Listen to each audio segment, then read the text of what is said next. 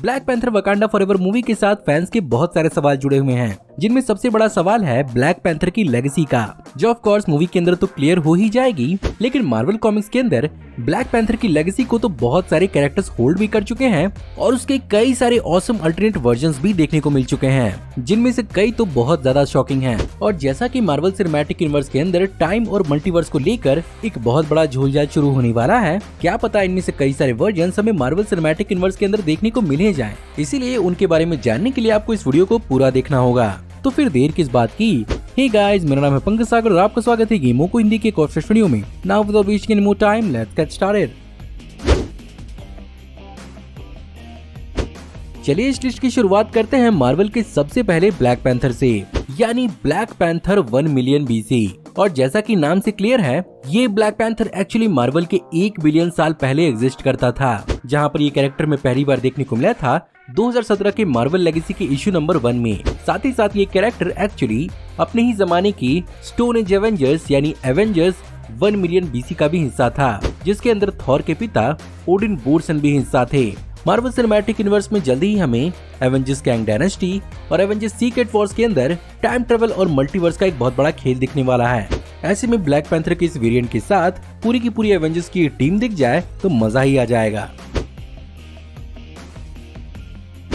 बात करें अगर सियान की, तो मार्वल कॉमिक्स के अंदर वो ब्लैक पैंथर को होल्ड करने वाला one of the most honest mental holder रह चुका है, जहां पर कॉमिक बुक के अंदर अपने भाई तचाका की मौत के बाद उसने इस जिम्मेदारी को बहुत ही सम्मान के साथ निभाया था, जहां पर उसे बेसिकली किंग बनने के बजाय ब्लैक पैंथर बनने में ज्यादा इंटरेस्ट था। और अपने दम पर उसने कई सारे मुश्किलों और थ्रेट से भी लड़ाई की, जहां पर उसे निकनेम सियान द फास्ट में मिला था। अल्टीमेटली तचाला उसे चैलेंज करता है और सियान खुशी खुशी अपना मेंटल उसे सौंप देता है। और फाइनली कॉमिक बुक के अंदर सियान की मौत क्वीन रमोंडा को बचाते हुए हुई थी।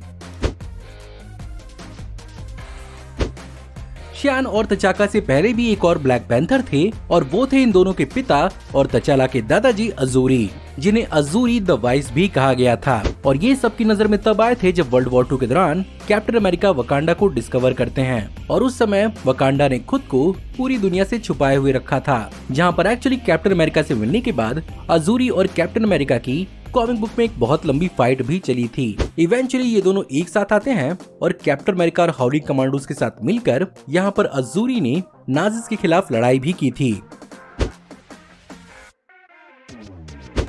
और अगर बात समय में पीछे की हो रही है तो समय में आगे की भी बात कर लेते हैं, यानी ब्लैक पैंथर 2099 की, जिसका नाम मार्वल कॉमिक्स के अंदर कसम्बा है, जहां पर ये एक्चुअली वकांडन रॉयल फैमिली का डिसेंडेंट नहीं है, लेकिन उस जमाने में वकांडा पर एक काउंसिल राज करती है और यहाँ पर ब्लैक पैंथर को रिप्रेजेंट करने के लिए कसम्बा को चुना जाता है। और यहाँ पर सारे के सारे दूसरे काउंसिल मेंबर्स के धीरे धीरे करप्ट होने के बावजूद भी यहाँ पर कसम्बा खुद की ऑनेस्टी को मेंटेन रखता है और वो इन सब के खिलाफ भी होता है। और फाइनली जब उस जमाने का डॉक्टर डूम वकांडा पर हमला करता है, तो यहाँ पर एक्चुअली कसम्बा का ब्लैक पैंथर फाइनली रेजिस्टेंस का साथ निभाने लगता है। वहीं पर मार्वल कॉमिक्स के अंदर बहुत लंबे समय तक ब्लैक पैंथर और स्टॉर्म का रोमांस भी दिखाया गया है, लेकिन मार्वल कॉमिक्स की अल्टरनेट यूनिवर्स के अंदर ये चीज एक लेवल और ऊपर गई है, जहां पर एक्चुअली अर्थ 161 के अंदर ट्रांस मॉडिफिकेशन प्रोसेस के दौरान स्टॉर्म की मेमोरीज को एक्चुअली उसके शरीर से अलग स्टोर कर दिया जाता है। और जब यहाँ पर टोनी स्टार्क उसे उसकी फिजिकल फॉर्म से रीअटैच करने की कोशिश करता है, तो उसकी ये फॉर्म उसके बॉडी को रिजेक्ट कर देती है और खुद एक एनर्जी बीइंग के रूप में फॉर्म होती है, जिसके कारण यहाँ पर टोनी स्टार्क उसे अलग अलग प्रकार के पैंथर सूट्स के पार्ट्स को प्रोवाइड करता है, जिसे वो एक साथ लाकर घोस्ट पैंथर बन जाती है।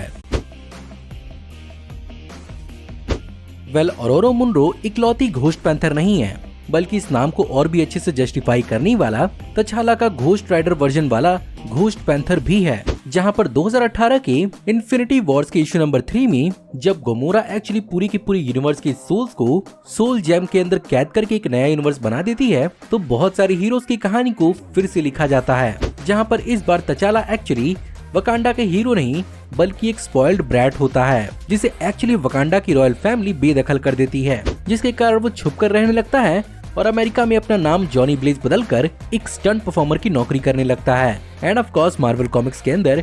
जॉनी ब्लेज ही होता है जो बेसिकली घोस्ट राइडर बनता है। और यहाँ पर अपने पिता के मौत के बाद डीमन ऑफ ज़ेरथोस से डील करके वो बन जाता है घोस्ट पैंथर, जो अपने पिता का बदला लेता है।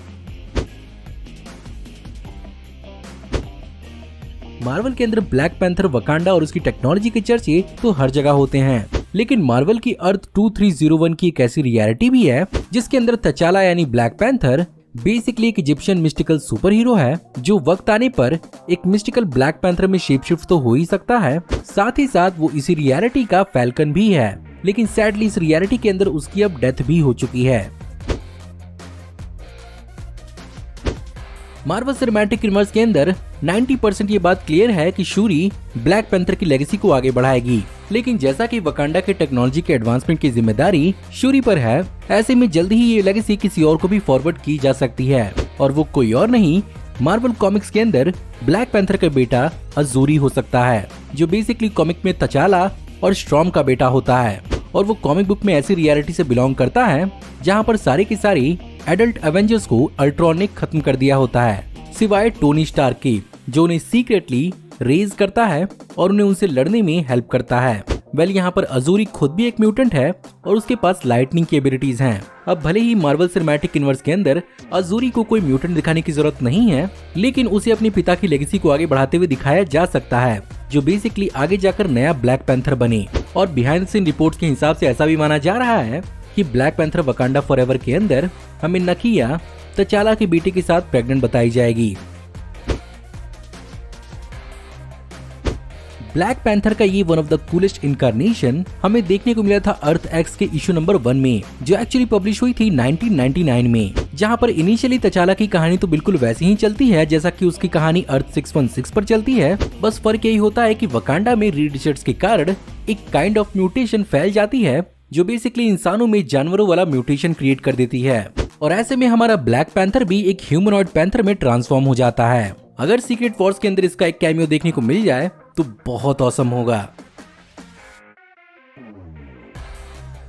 हाँ, मुझे मालूम है कि आपने इस तरह का कॉम्बिनेशन तो इमेजिन नहीं किया होगा, लेकिन मार्वल कॉमिक्स के अंदर ये एग्जिस्ट करते हैं, जिसमें ये एक नहीं बल्कि दो हैं, जिसमें एक है अर्थ 616 का वॉरियर नजदा का, जो बेसिकली ब्लैक पैंथर है वकांडा के इंटरगैलेक्टिक एम्पायर का, जो वकांडन एम्पायर के ऑर्डर पर मम्बडाउ प्लेनेट पर गया था, जहां पर वो एक वॉर के बीच में फंस गया और यहाँ पर एक सिम्बियोट ने उसका साथ निभाया। इसके साथ साथ एक और सिम्बियोट वाली ब्लैक पैंथर है, जो कि बेसिकली एक फीमेल है, जो अर्थ 17995 से बिलोंग करती है, और ये हमें पहली बार देखने को मिली थी वेनमवर्स वॉर स्टोरीज के इशू नंबर 1 में, जो पब्लिश हुई थी सितंबर 2017 में। ये कहानी एक्चुअली होती है नगुजी की, जो बेसिकली एक ट्रैक रेसर और एक इंसेक्ट इंथुजियास्ट होती है, लेकिन अपने पैरों को खोने के बाद वो ट्रैक पर दौड़ने का सपना छोड़ देती है। लेकिन एक दिन इंसेक्ट को खोजते समय उसे मिलता है वेनम सिम्बियोट। दूसरी ओर उसके गांव पर राइनो हमला करता है, जिससे निपटने के लिए वो वेनम सिम्बियोट के साथ बॉन्ड करती है, और ऐसे उसे अपने पैर भी वापस मिल जाते हैं, और वेनम से जुड़ने के बाद वो यहाँ पर बनती है ब्लैक पैंथर। सो गाइस, ये थे सबसे ऑसम और सबसे कूलेस्ट टॉप 10 ब्लैक पैंथर के अल्टरनेट वर्जन्स। मुझे इन सब में से बहुत ज्यादा चांसेस लगते हैं कि यहाँ पर हमें अज़ारी MCU के फ्यूचर में जरूर देखने को मिलेगा। वेल, आपको क्या लगता है? अगर आपको आज की वीडियो पसंद आई हो तो प्लीज वीडियो को लाइक जरूर करिएगा, और साथ ही साथ हमें कमेंट में जरूर बताइएगा कि आपको ब्लैक पैंथर के और कौन कौन से कूलेस्ट अल्टरनेट वर्जन्स के बारे में मालूम है। हमारी आने वाली ऐसे ही ऑसम वीडियोस को देखते रहने के लिए हमारे चैनल को सब्सक्राइब करिए, बेल वाले आइकन को दबाइए, और हमारी वीडियोस को मिस किए एंजॉय करते रहिए। और अगर आप चाहें तो इस वीडियो की लिंक को अपने दोस्तों ग्रुप्स के बीच में जितना हो सके उतना शेयर करें। Thank you for watching, see you in the next video. Till then take care, good bye.